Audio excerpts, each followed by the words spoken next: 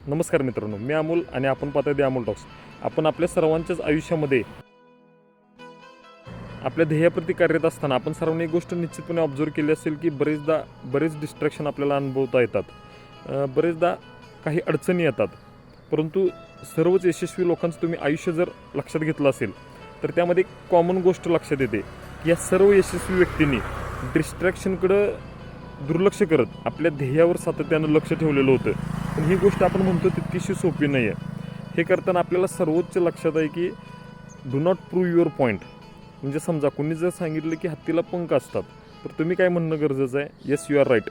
हत्तीला पंख असतात का? तर निश्चितपणे नसतात. परंतु प्रत्येक वेळी तुम्ही तुमचा पॉईंट प्रूव्ह केलाच पाहिजे असं निश्चितपणे नाही.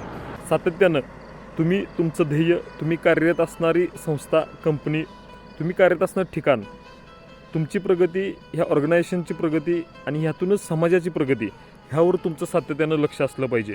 डिस्ट्रॅक्शनकडे दुर्लक्ष करता आलं पाहिजे. द अमोल टॉक्स, प्रेरणा सकारात्मक जगण्याची.